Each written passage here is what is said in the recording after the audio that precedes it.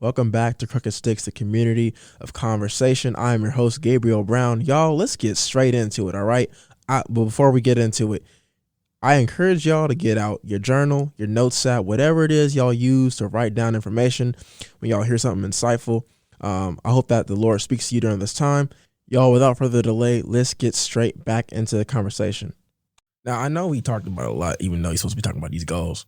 Yeah. But that being said, right? Okay, so we got the vision. We understand that we need discipline and direction going forward, right? And so I got some steps that we can take, just 3 simple steps that we can take to make those new habits.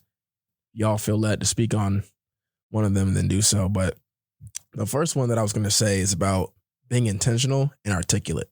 And I wrote this down on the spot. I do think the Lord was telling me something. I like that. Succinct is you know what I'm saying? If you like that. And so intentional and articulate. Having a goal that is intentional. So like very, very like targeted, like push button response type result. You know what I'm saying? Like a goal, like for example, an intentional goal is like, or let's say an unintentional goal, like you said, the fitness thing. Right. I want to be fit. Well, I mean, there's some good intent with that, but like, what do you mean? Mm-hmm. There's different types of fit. Why? You can be runners fit. You can be bodybuilders fit. You can be aesthetic fit. And see, that's my point, right? Yeah. Like, you have to be intentional, and then you have to also articulate what the goal is, right? Mm-hmm. Like, if you can't write it down, you can't explain it to someone else, and you can't make it very clear. So it's like you read it and you're like, that's the goal. Right. Then it's either too long or it's not articulate enough. That's why I love the manifesto. Write that down. Right. Mm-hmm. Yeah. Like, don't be too quick to just come up with a goal, right? Like, take time, right? Like, a lot of times, I can say for myself, I've been so quick to like move and right. And so my goal isn't specific, right? It's because I haven't taken time to first understand, is this going to help me to grow, right? Like, is it just something to do, or is it something that will help build me, right? Yeah. But I have to understand what that is by reflecting and taking time to see what it is. Yeah. And so in order to make it specific and intentional and articulate, I mean, you got to open up space and time in order to think about it, right? Mm-hmm. About what do you want to do this year and what you want to be this year, right? Mm-hmm. And so, I guess kind of for me, that's what I like that. And when you're building, it's a living document. You're not just going to make a goal and then just be like, all right, that's it. It's a living document. Like I've had this word, I've been working on this manifesto for 3 months now, and I'm still like, I wrote 4 new points today, 4 new topics, not just points, but topics today. You're meant to continue to grow or not to be stagnant, right? Exactly. And that's where that reflection is huge. So the question I kind of want to pose is, when is the most crucial time to journal or to voice memos? So whatever tactic you have, whether it's voice memos, whether it's journaling, whatever it might be, when is the most crucial time to actually get those thoughts, those focused thoughts out? Do you want to speak on that? When is the most? Well, I can say when I do it, and I don't do it as much as I should, which is why I've been a lot more intentional about doing it, especially when I went home for Christmas break. I was able to take time to do that. And so I just like made it, like I was going to play Xbox with my boy. You know what I'm saying? I'm like, hold up, let me take some, it's like the end of the day, it's about 10 o'clock at night, but let me just write something down. You know what I'm saying? Let me communicate something, because even if I don't necessarily hear what the Lord's going to say to me right now, he can say something later on. And now that I've written it, I've made it plain. Write things down and make them plain. I've made it plain. So now it's in my mind, it's there. And if God speaks to me, when God speaks to me, I will immediately have something to reference it to. So talking to me about this, I wrote that down. You know what I'm saying? For example, something happened that reminded me of Romans 4, which is why I started talking about it. I don't even know what it was, but that's my case in point. Right. So also when you have an idea, like I take this thing more or less wherever I go. I take this and I have it in my backpack. My backpack goes with me wherever I journal. go. Yeah. So in the moment that I feel like I need to just get something off my chest or express something to the Lord, I have it there. It's accessible. Sure, I can just like pray in my spirit or pray out loud, but if I have it there, I just feel it's like I always joke with my friends and say this. I wish I had God's phone number. You know what I'm saying? Like, hey, yo, my boy, listen, you ain't gonna believe what happened the other day. You know what I'm saying? Or like text messages, it's just like, yo, God, yo, you up, bro? Like, we gotta talk, my boy. You know, but I think what's good with this is it's like a text feed. You know what I'm saying? It's like you got the read receipts of God. You know what I'm saying? That'd be rough if he just left you on red. Yo, you said, you know what I said, bro. Scroll up. Scroll up, bro. I already answered you, bro. Scroll up. Last week, bro. I'm telling you, on the 4th, I'm playing. So, I think that, and then also another thing that I do is sometimes you have to have a specific time of the day where you just like dedicate to it. Yeah. Next week, I want to try doing this in the morning because I've been doing it at night. So I get home and I'm tired. But everything's happened, and so I think my mind isn't necessarily as sharp. It probably doesn't really know what it wants to focus on as much. You know what I'm saying? It's just like the first thing that comes to mind is the first thing that I might articulate. But maybe earlier in the day there were maybe 5 things I want to articulate, but I just didn't make time for it. So I think starting in the early of the day, which is what I'll try next week. Look at that, new goals in the middle of the podcast. That's what I'm saying.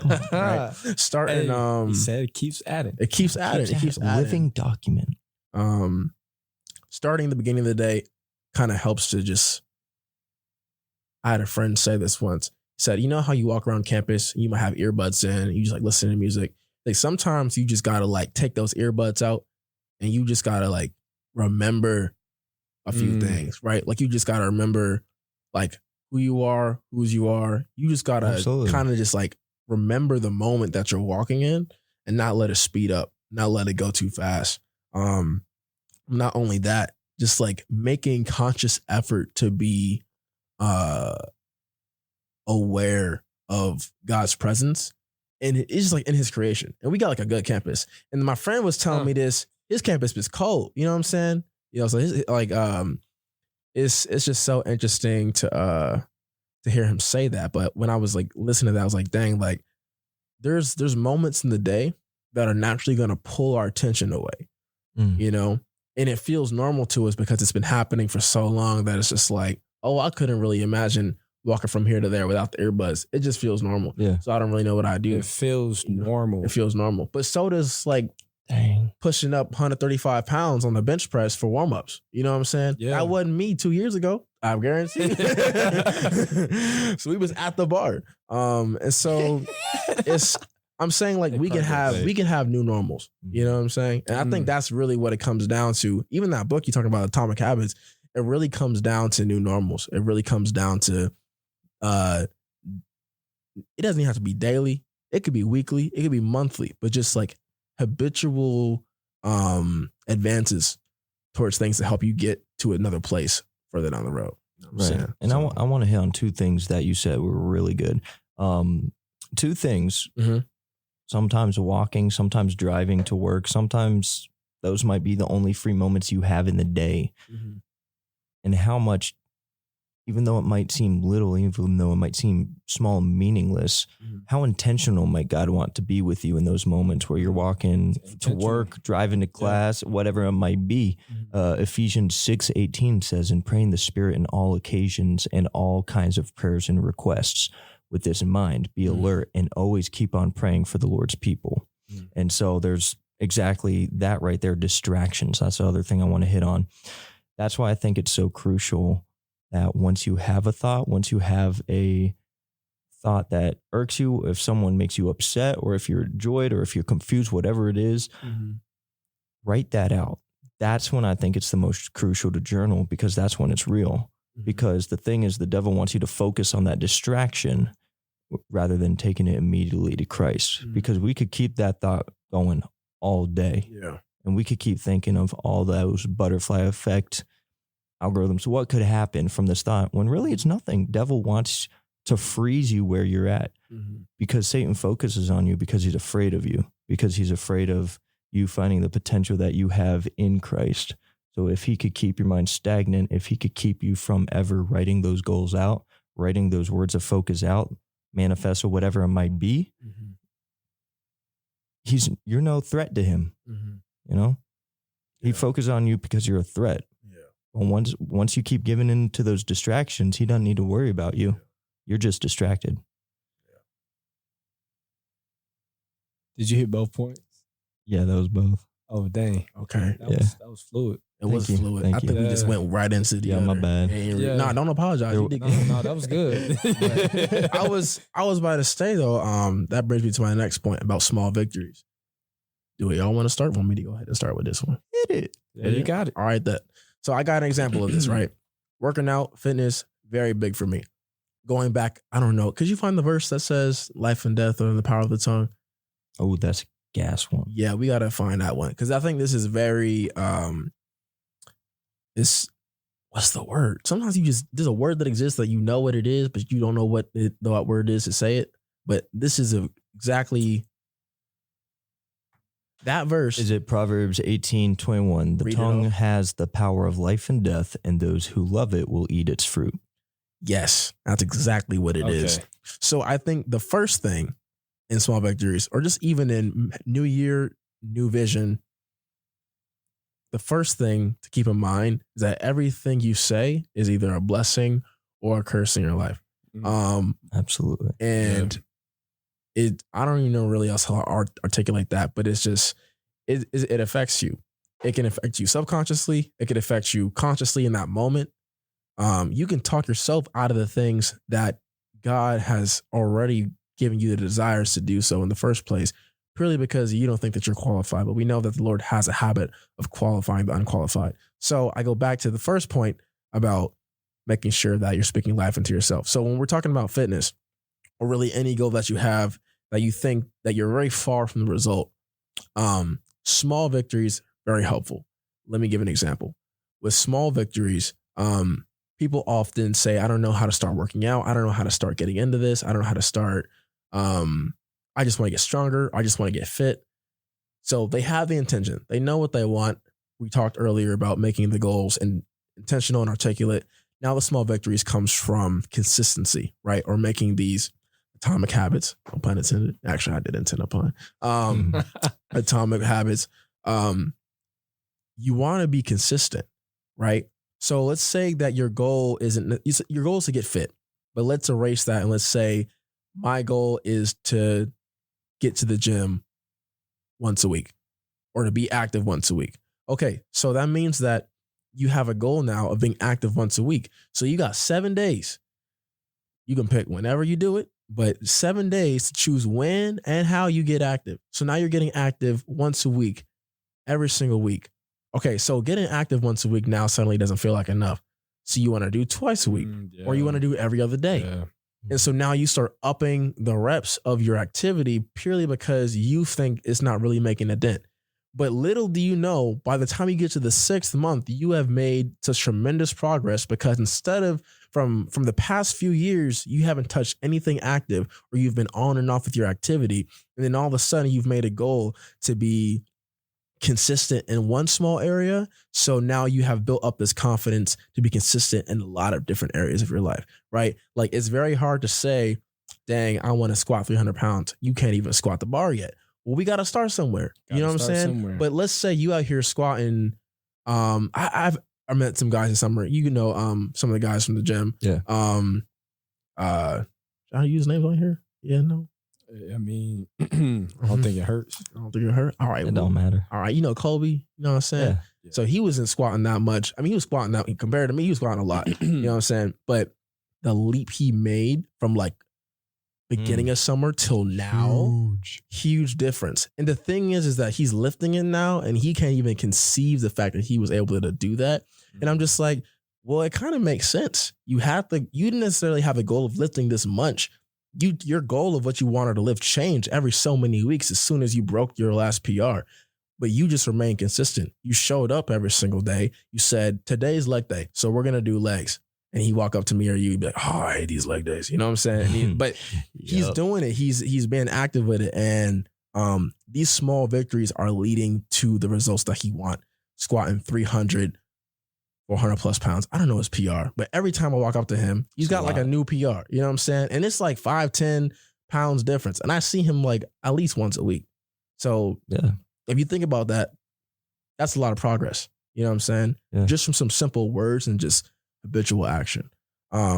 So that's it for me with small victories. It's making little leaps across little gaps. And the more confident you get, you make larger leaps across larger gaps. I think the biggest thing to that as well is if you go in with a goal because you want, if deep down, if the motivation is to impress people, like, oh, I want to be the biggest dude in the gym, there's always going to be someone bigger than you. You're always going to be chasing. You're never going to be content. So you're never going to reach. Right. You're never going to reach. And so if you got to make goals that one are because you love yourself. You got to be able to love yourself and have grace with yourself. Even if you don't make those goals, okay, what can we do to improve in those areas? It's not, like you said, it's not about going in and just, oh, I'm going to go squat this. It's the continual, I'm doing this because I know it's benefiting my life. Right. And I don't need it to benefit anybody else's, focusing on that. It's not about, oh, I want to go get a beach bod. It's about, how can I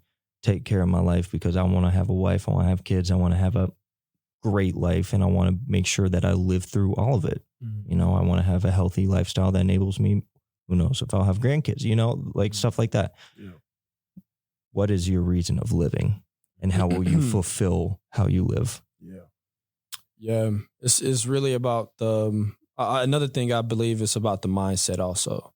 And what do we, just for example, right? Like, what do small victories look like? You just used a great example.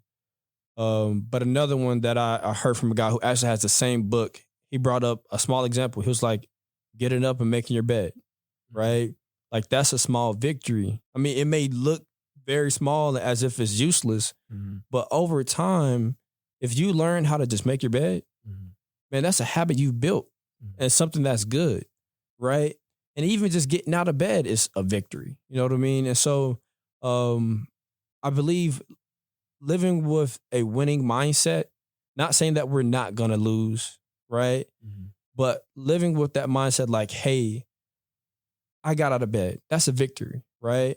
Like, we can't look down at ourselves and live with negativity. And I think sometimes we do, right? Like you said, speaking life or death. We already go in with this picture. I'm too weak. So I'm never going to do that. So why would you take a step to? You know what I mean? Like, your mindset is already telling you no. You got to say yes. You know what I mean? No matter how you feel, like no matter what you did the day before, like what I believe is like it's not about a new year, but a new day. You know what I mean? Yeah. And like each day is important. Each day matters, right? And what you just talked about is habitual actions, right? Like small victories. That is a daily thing, right? Like this book you just brought up exactly what it's speaking about. It's like those tiny changes. It doesn't happen like it doesn't take a year sometimes. It just takes that one day. Like he just brought up, even with 5 minutes, what is our intentionality within that 5 minutes? That 5 minute matters, right? Sometimes 1 second matters, right? Like within a soccer game or a basketball game, right? Like, hey, it can be 10 seconds to go, right? A team down 3, right? Each second you go up that court matters. And even before you take the shot, it can be a second. That second still matters, right? If you don't release it on time, right? Like you lose. But still remember that second mattered. Don't count it out. You know what I mean? Yeah. And so it's like, hey, when you're looking at trying to reach 300, on a squat or a deadlift, or you want to become more healthier, right? In the way you eat, you know what I mean? It's little habits that you change. It's not something big in one moment that you look for. But it, like for me, 2 words that God really laid on my heart last semester, even still now, like small places. Like, don't look down on the insignificant things, right? Like things, at least we title insignificant, right? Yeah. Like a lot of times God has used the unlikely, right? So don't look down at the unlikely. You know what I mean? Sometimes, again, getting out of getting out of the bed and making your bed. Don't look at that as insignificant. Yeah. It's not. Yeah. You know what I mean? It's important. You know what I mean? It's teach you how to take care of your stuff, responsibility, right? It's growing you as a leader, an adult. You know what I mean? It's teaching you a lot more things than you would expect. You know what I mean? Like even, when I was coaching upward basketball back in high school and stuff, I was able to coach second and third, fourth, fifth, and then middle school. But going to the second and third team, I think that was like my second year coaching, whatever. Like I think I'm like a junior in high school, right? Like I've gone through, basketball, JV, varsity, right? But you would never think a little kid could teach you something. Oh, yeah. And really, like for us to count them out, man, that's ridiculous. They taught me a lot about life. Like when I literally look at all those children, and exactly, I remember one player in particular, his parents were going through a hard time, right? His parents were split. But every time I saw that little kid, he came with a smile on his face, right? And I knew he knew what was happening, right? He didn't see his mom and dad together daily. You know what I mean? He was either with his mom all the time or with his dad. They neither showed up to practice at the same time. One was either taking him to practice or the other was, right? But when he came every day with just positivity, right? I was like, how can you stay that excited, that positive, just with so much energy, just ready to go? And you're dealing with this at home. And I'm like, man, I would never think someone who's, how old are you in like the second grade? Like 7, 8. Yeah. Like you would never think a 7-year-old can teach a 17-year-old. You know what I mean? But he did. You know what I mean? So don't count out the unlikely, or don't title something insignificant when it can easily be something that God is trying to teach you and use to help build you. You know what I mean? So.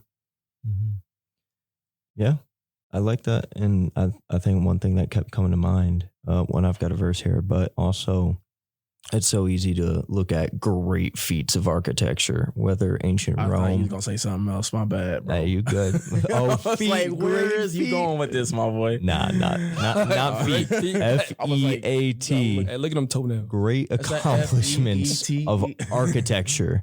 And it's so easy to be like, wow, look how beautiful that is. But it's so easy to dismiss the foundation. And that's the one thing that keeps that beauty built together. And what I think the biggest takeaway that our foundation needs to be in, one, yes, is Christ, but how do we approach it? And so good old Philippians 4, starting through 4, rejoice in the Lord always. I will say it again, rejoice. Let your greatness be evident to all. The Lord is near. Do not be anxious about anything, but in every situation, by prayer and petition, with thanksgiving, present your request to God. And the peace of God, which transcends all understanding, will guard your hearts and your minds in Christ Jesus. Now, finally, brothers and sisters, whatever is true, whatever is noble, whatever is right, whatever is pure, whatever is lovely, whatever is admirable, if anything is excellent or praiseworthy, think about such things. Whatever you have learned or received or heard from me or seen in me, put it into practice, and the God of peace will be with you. I think so many times, because that's the thing, like I was saying earlier, Satan focuses on you because he's afraid of you. So he's going to throw something in your way to distract you. If we give authority to that distraction, that's going to consume us.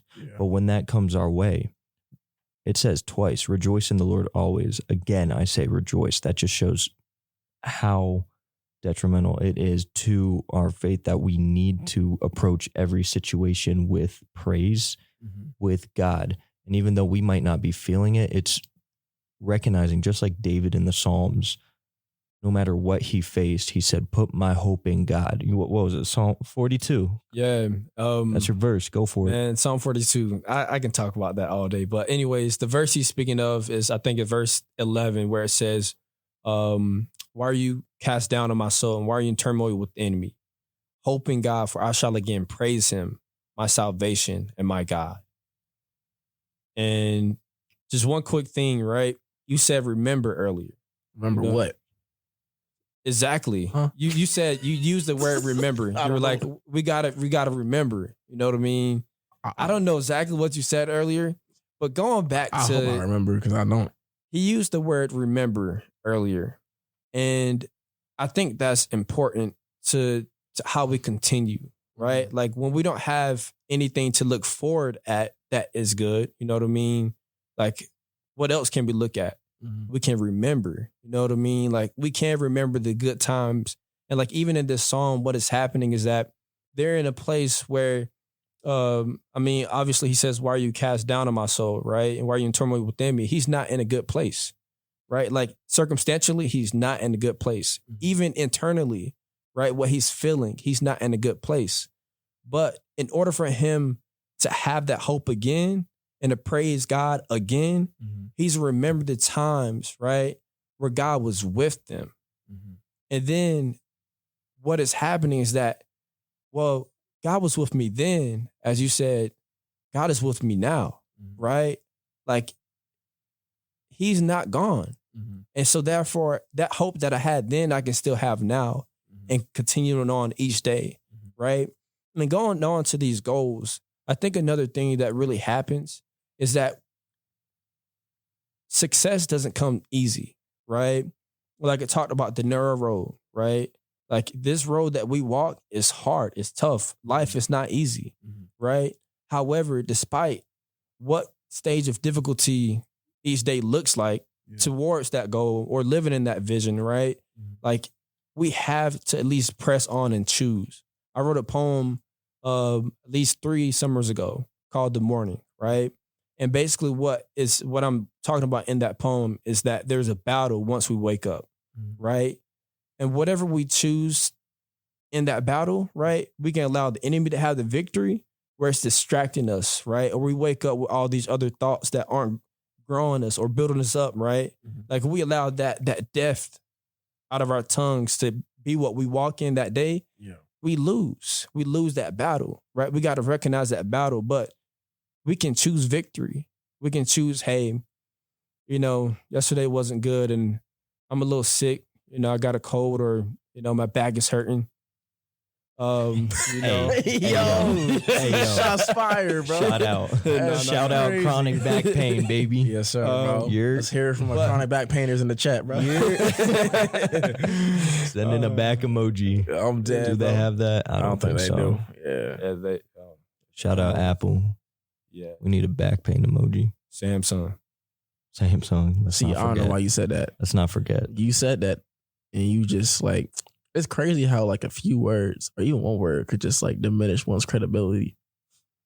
Shut up, bro. I'm gonna lie, bro. Hold up. I was Samsung my whole life. I was Samsung too. And I understand. honestly, All of y'all were just like so much better. Just like you. So much better. I'm just standing. I'm a new down. creation.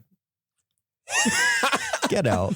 You sure? I know you the host, but get out. That's crazy. Nah. One thing I like about Samsung is how like you could take off the back and you had This like the switch battery. so fast, but yes, Because I know, like, right? Because like my phone sometimes was like it would like glitch Dude, out. you could do But so much more. If your with a iPhone glitch Samsung. out, you gotta call Apple. If my Samsung glitched out back in like high school, You I can just do it take on off the yourself. back. Yeah. Just take out the battery, put it back Put in. it back in. Like a Game Boy cartridge, bro. Call up YouTube. You know what I'm saying? Gone. Done. Hey, that.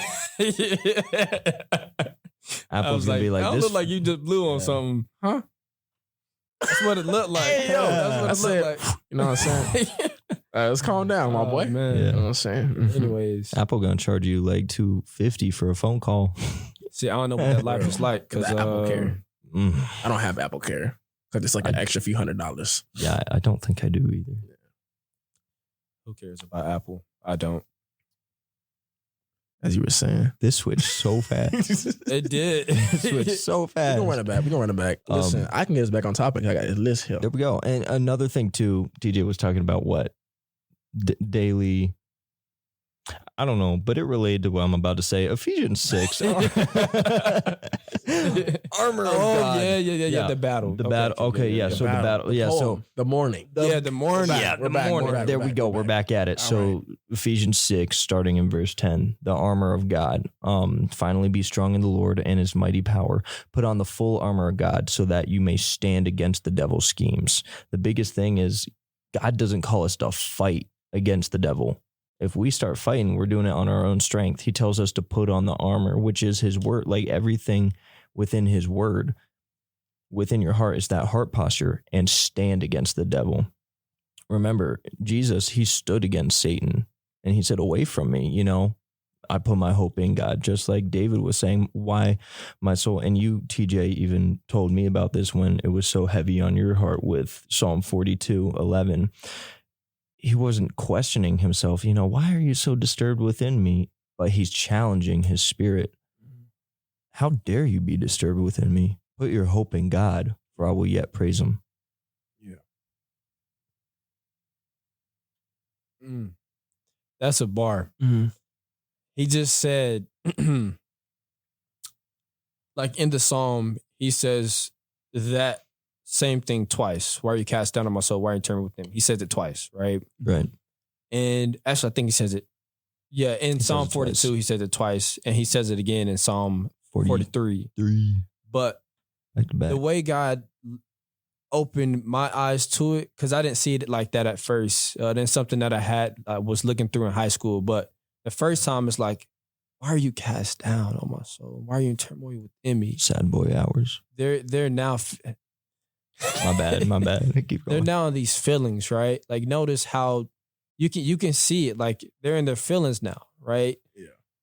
But then the second time, why are you cast down on my soul? Mm-hmm. And like, why are you in turmoil within me, right? Mm-hmm. He's like, no, like, why am I feeling this way? You know what I mean? And a lot of times, these distractions aren't so, how can I say, they're subtle, right? Like, and it's easy to get sucked in and not even recognize, right? Yeah.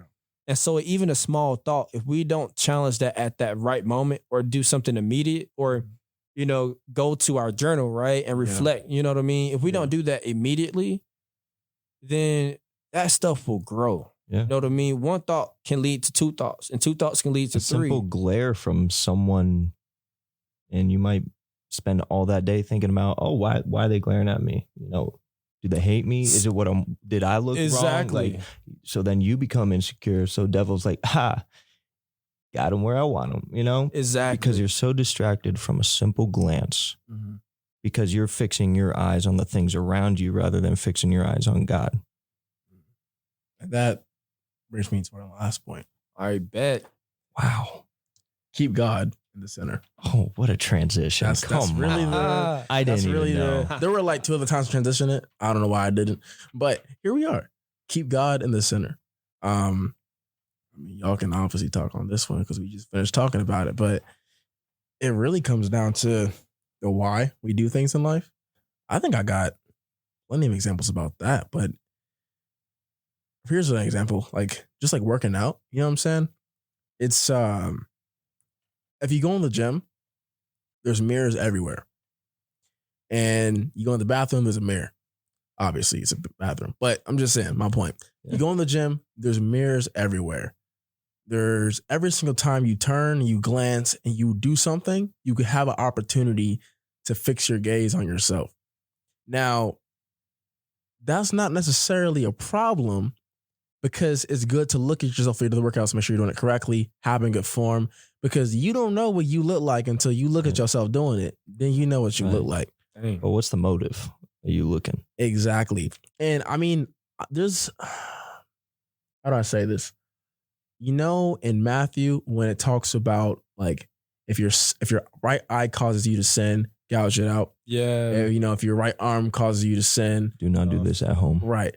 Don't do that. Oh, no. Oh, no. You can't do that. Yeah. Mythbusters. Hey. Listen, he was being metaphorical, but literal at the same time. I'm looking at y'all. So that being said, what was the point? The point was, is that I feel like no matter how much word you consume and how much prayer time you have, just by having your eyes fixed on the wrong thing can kind of diminish all those things. And so even if you go to the gym, it's like sometimes I have to like remember, I was doing it today. You have to remember to not fix your eyes on yourself, as in to like make yourself the idol of your own creations, the idol of your own work. Because what happens is that, one, we were not meant to be praised. We were not meant to be worshiped. So when you worship ourselves, we don't really know how to do that and how to take it and to make it. Like God can take that worship and do something with it. We can't. Right. The second thing is that if you, what happens is that like, yes, your ambition can be good. Yeah. You know what I'm saying? You can have a strong motivation, strong ambition, strong discipline, strong goals. You can have all of these boxes. You know what I'm saying? You can have intentional, articulate goals. You can have small victories. You can have discipline and direction. And you can be a top boss. You can go get it done, and you can make this happen. You can have this happen with God or without God. But the difference is that without God, without keeping him at the center of these things, it's meaningless. You know what I'm saying? Not only is it meaningless, but you will only take yourself so far. Like there is a max that you will reach and you'll be like, I don't really want anything else. And you're going to sit there and be like, what's the point of all this? You know what I'm saying? And some people reach that max sooner than Ecclesiastes. Read all of that. King Solomon. He had it. Everything 700 wives. Yo, almost definitely gonna cut that part out. Almost definitely. Listen, he had 700 wives. I heard a real pastor. He's gonna say, "Hey, yo," and we're gonna keep it at that. Hey, yo. Yeah. Anyway, he did have 700 wives. Listen, in the midst of having all of those things. Hold on a second. We got. I was about to make a point with that too. I was about to make no point. Yo, I literally heard this. I heard this from a sermon yesterday, and it made a phenomenal point. But now I shall keep that point to myself. That's crazy. Yeah. Well, as I was saying with the gym, you can easily pull away from God's center, and you can be pulled into the things of this world. And not even just like the things of this world, but I mean, you can just be pulled into things that are going to keep you from being able to fully experience the joy of the Lord. Just fully experience the things that you do on a day-to-day basis. Because now in the back of your mind, you're thinking about always achieving this thing.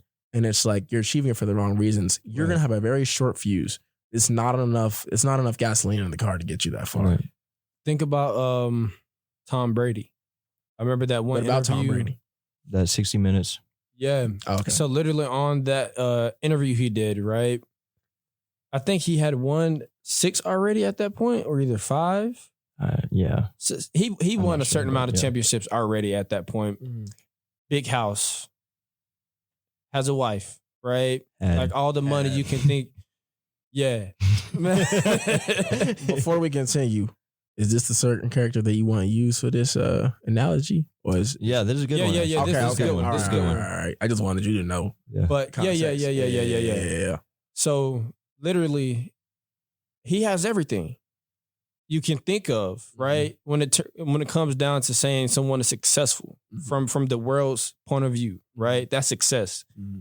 But he still said he's missing something. He broke down crying. Mm-hmm. He broke down crying and said, there's still something I'm missing. Like this isn't fulfilling. Mm-hmm. Like all that, it meant something, but it still wasn't meaningful. Mm-hmm. Like, is what you're saying. If God isn't at the center of it, you'll just be just like Tom Brady. I had $1 million, right? I had a big house. I had but it still wasn't meaningful. Mm-hmm. I'm sorry. I didn't mean to interrupt you like that, but like that was just such an articulate bar that I had to just say it one more time for the one time.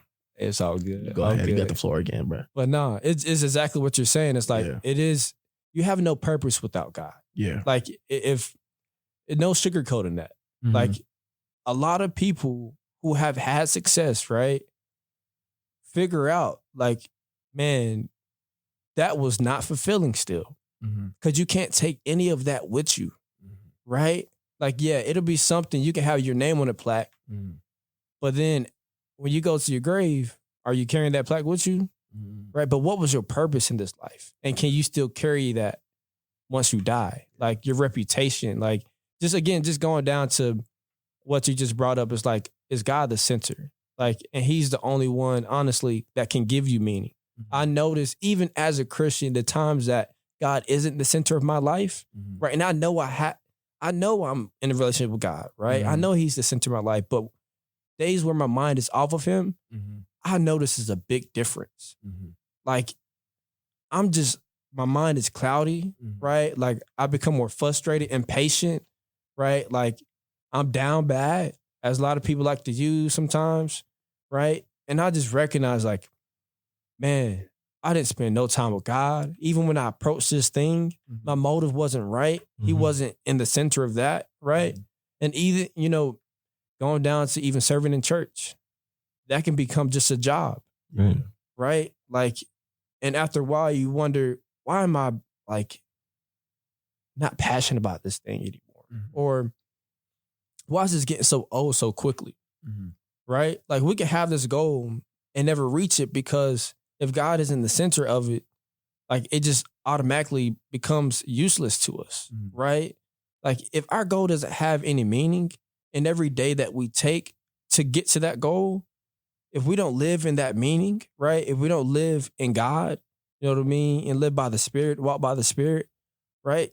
Then all that, what we do becomes useless. You know what I mean? And we just waste time. And I have to say for myself, I wasted a lot of time, man. Like the reason why I have the word focus is because he knows, and I brought it up a lot of times, is that I noticed many, at least my junior year, senior year, when I know I should have pursued things God had for me, and I should have sat down and disciplined myself, and I should have took these steps that we've been talking about. I didn't. You know what I mean? It's because my mind was on other things. It was just about hanging out with friends, right? And it's cool. It's cool. I'm not saying that's a bad thing at all, but it was only about that, right? And I lost sight of my purpose first, which is to live for Christ, right? To go out, share the gospel. I lost sight of him, right? And so therefore, once I lost sight of him, I stopped walking with him. You know what I mean? Not because he left me. It's because I chose to stop myself, right? The prodigal child. He left his father. The father didn't forget him. You know what I mean? And so I noticed a lot of time that I wasted. And I mean, obviously, sometimes what if comes back. But I have to recognize I can't live with that what if. But now I have to say, God, I'm not going to take my eyes off of you, right? Like each day I have to live with intent. Like I have to articulate, God, I want to live for you.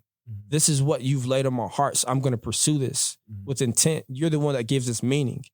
Again, it can be another thing, just lifting weights.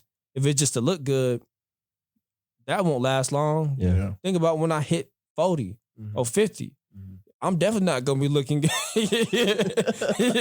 Like, it gets old, right? Yeah.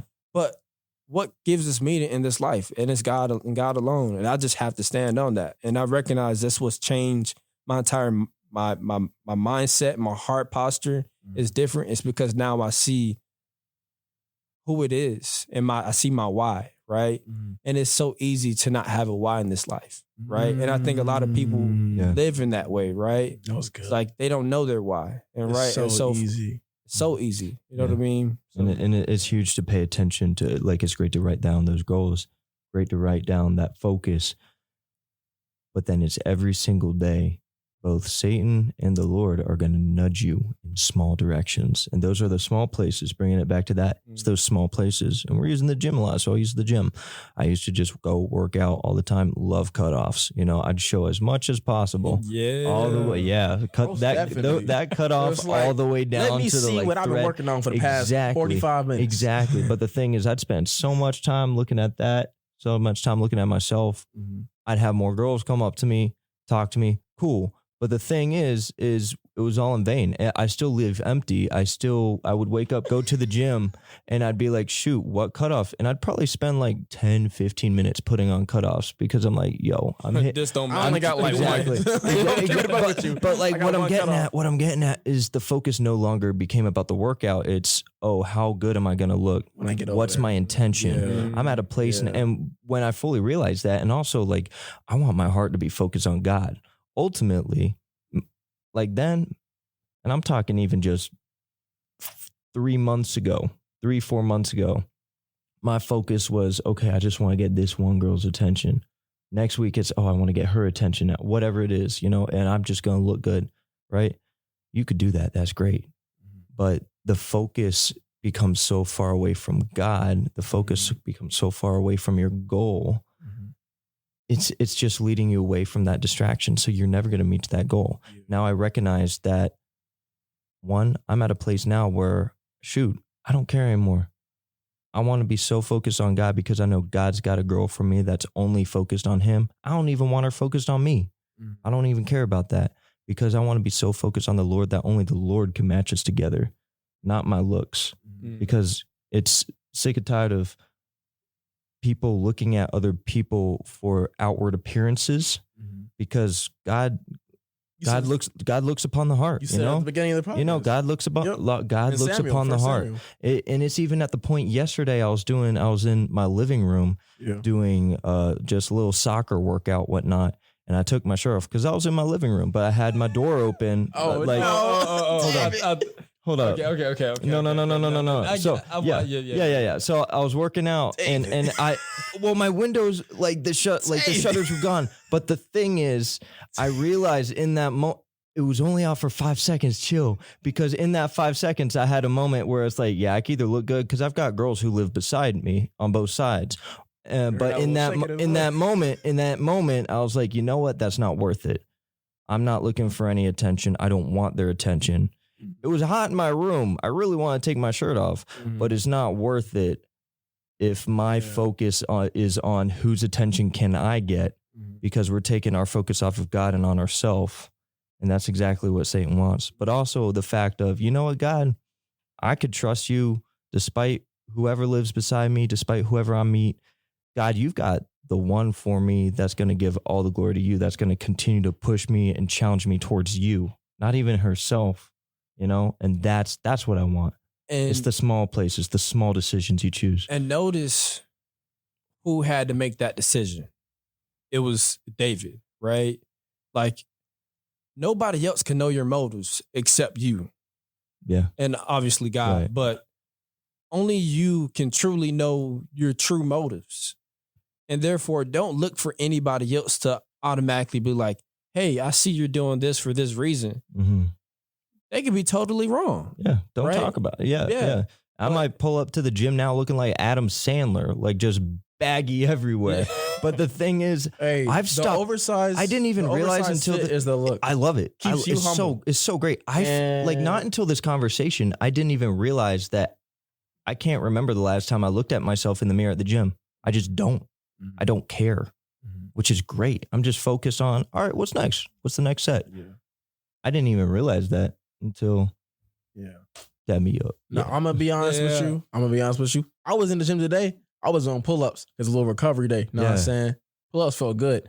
I don't think y'all understand this, but pull-ups are like, I don't know what it is, but they just do what the weights do, like 3 times faster. And so I was doing...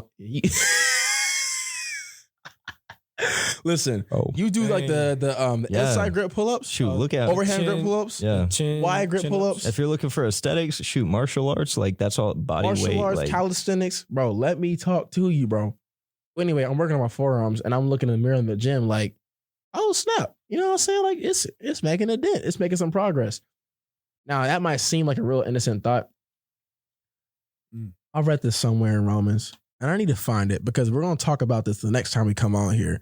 And we kind of already touched on it with an earlier podcast called The Object of Faith with Jim and Karen Smith. If you guys haven't listened to those podcasts yet, there are 2 episodes, part 1 and part 2 episodes of Object of Faith with Jim and Karen Smith. Lovely couple from High Point. Some really great mentors. We talked about why the object of one's faith is so important.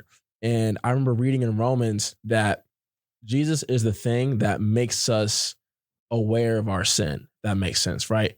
Like it makes us evident of the sin we have. And so, or not even just like evident of our sin, Jesus makes us like more like aware and conscious about things that we would just overlook on a day-to-day basis. Right. Like if you go to a day-to-day basis and you're like, oh, let's go to the gym, look at yourself in the mirror, or just like, maybe like scrolling too much on your phone.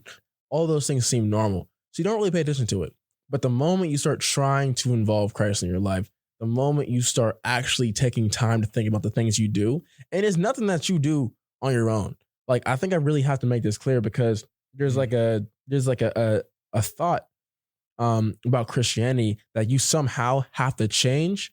You know what I'm saying? Right. But you don't change on your own will. If that, let me rephrase that. You do change because we do have free will, but you change based off of the presence of God, right? Like darkness cannot stay in the room if there's light, right? This room is lit up. So in the same way, when you make the decision to choose to have Jesus, to have the Lord be the center of your life, you will naturally see things differently. Yeah. It's not really a matter of, I feel like I got to give these things up. It's just like, I don't really like what this is over here.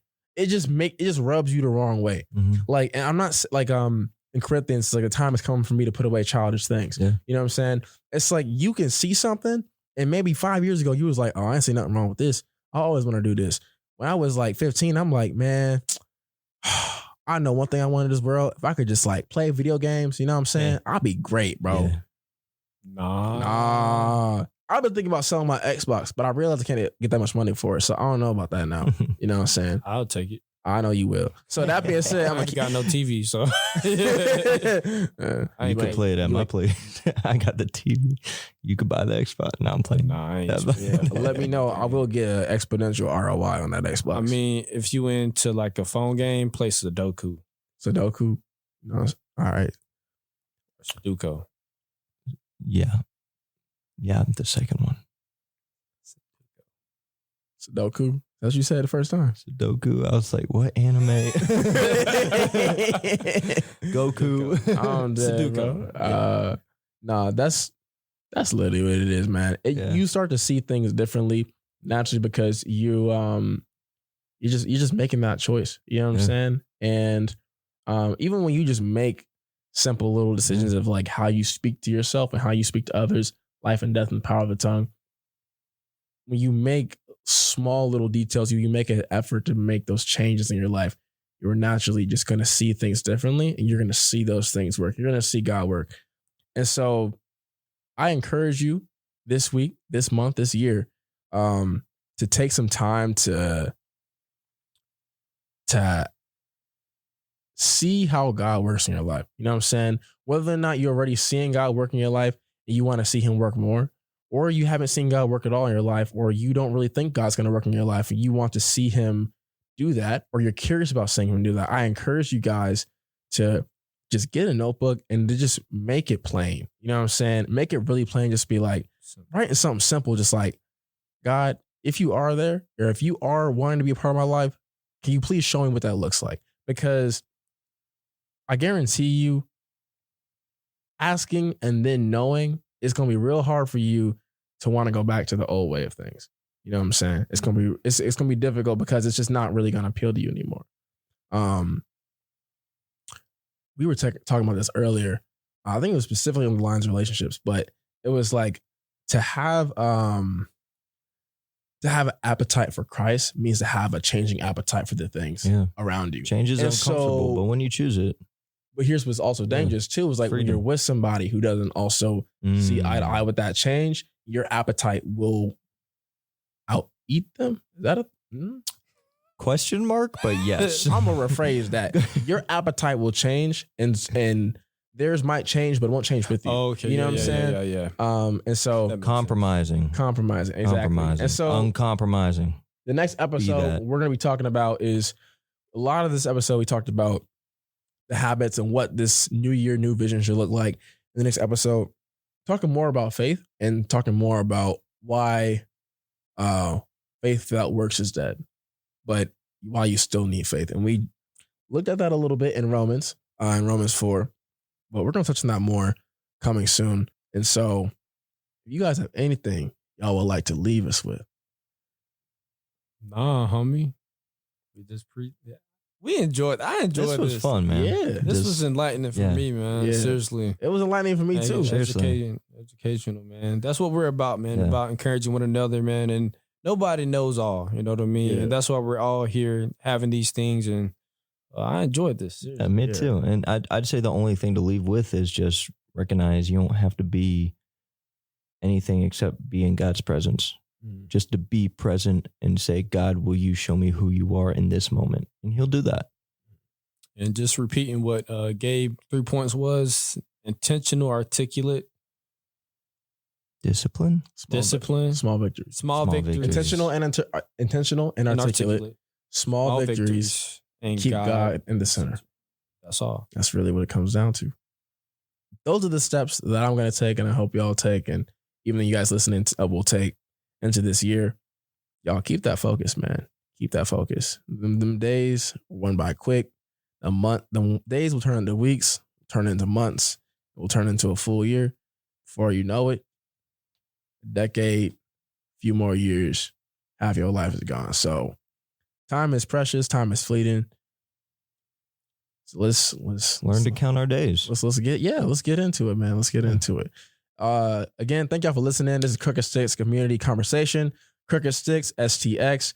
If y'all listening now, I encourage y'all to leave a rating on the Spotify app or Apple or Amazon Echo or whatever y'all listening to. Also, go check out our Instagram page. That's Crooked STX, crookedstxsticks.com. Not .com. We ain't got a .com yet, but that's coming.